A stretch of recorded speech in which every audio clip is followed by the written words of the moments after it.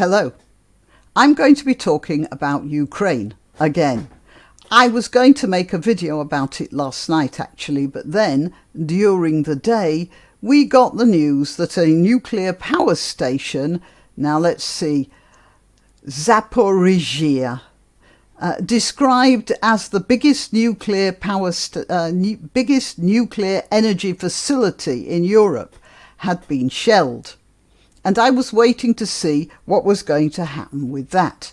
As I said, this is supposed to be the biggest in Europe at 6 gigawatts of production, as if that makes any difference.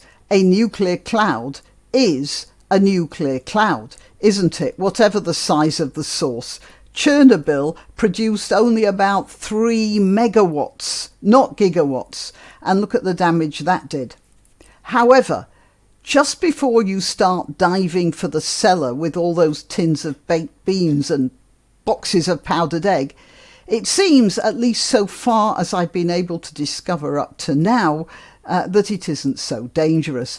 According to the Director General of the International Atomic Energy Agency, the IAEA, which I suppose you would pronounce as an acronym in the same way as the last sound you'd ever make when the bomb goes off. You know, Anyway, the DG of the IAEA attended a press conference which was held at a nice safe distance from Zaporizhia, Vienna to be precise, and he said, now let's see what he said, a building within the site had been hit and had caught fire. The fire was put out without having caused any direct harm to the reactors, and detectors continue to report continue to report normal radiation levels. Now, I'd really like to believe him. Honestly, I would. I really would. But then the head of the World Health Organization, I forget his name right now, but the organization is called the WHO, the WHO, which is another international agency of impeccable honesty and the noblest motives, assured us 2 years ago that his Chinese colleagues were absolutely honest in their assertion that the new COVID virus that was killing people in China at the time was not actually transmissible person to person. So, do we believe the IAEA this time? Well, I don't suppose we have much choice, do we? There was also some further information. Here we have this. The reactors at Zaporizhia are of a modern design. Unlike the Chernobyl reactor, each is enclosed in a pressurized steel vessel, which in turn is housed inside a massive reinforced concrete containment structure. The design is called VVER, the Russian acronym for Water Energetic Reactor. Now, where was I? Yeah, that's the end of that. Just by the by, the Russian word for water is, of course, voda, hence vodka, meaning little water. I just thought you might be interested to know that one, because it means that one type of water containment vessel in the Russian language refers to the bottle in which the vodka is kept. Anyway, back to the main event. So the facility is safe and there's much less chance, in this case, of another glittering cloud of death and destruction wafting across the European continent and the North Sea to end up in the milk I pour over my breakfast cornflakes. Actually, that was a lie. I don't have cornflakes for breakfast. Well, unless I'm in a hotel. But it does sound good, doesn't it? Okay, now to business. Yesterday, it was a nuclear disaster. Today, not so much.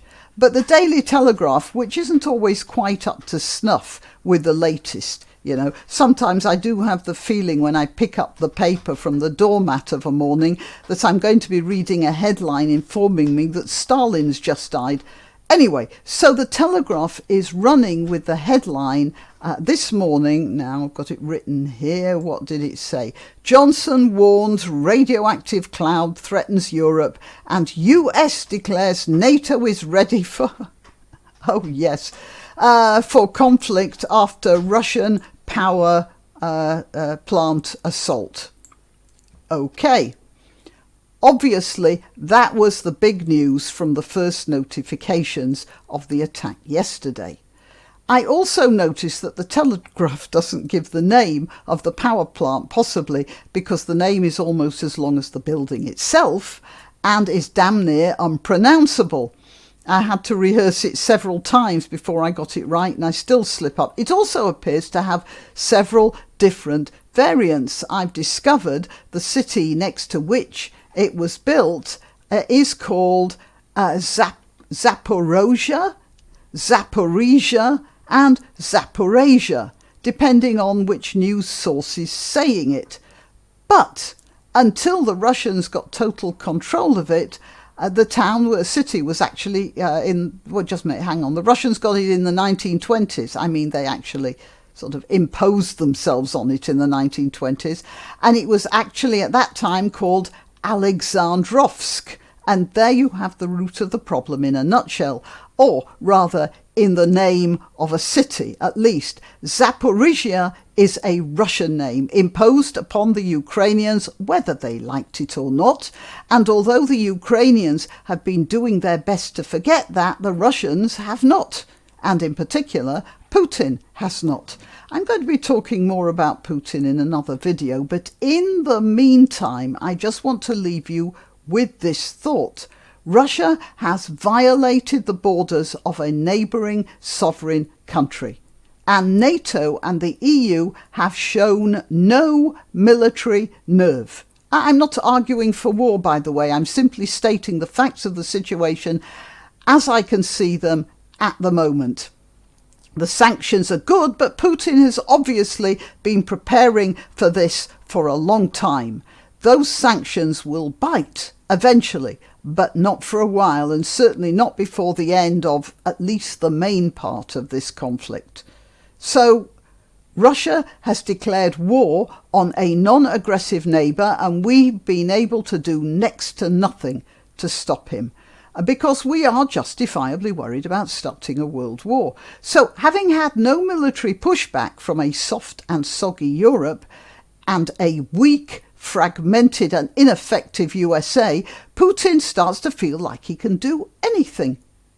So the Russian army invades, tumbleweed.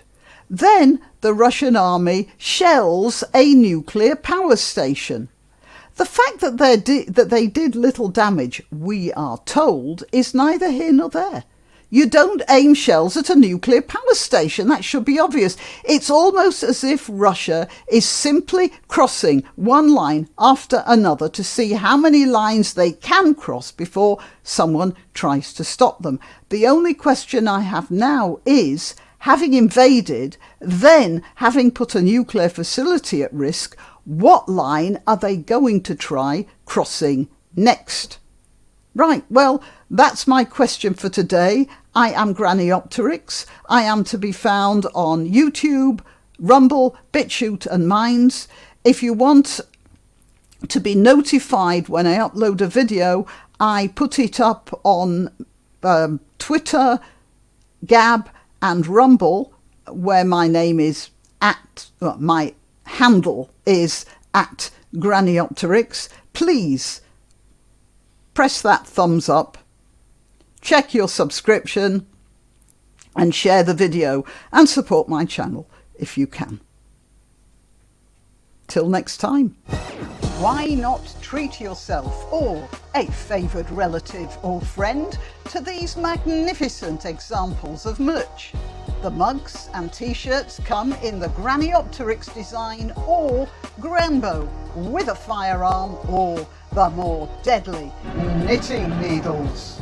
Go to www.grannyopterics.com and whatever platform you're watching this on, please click like, subscribe and share, share, share.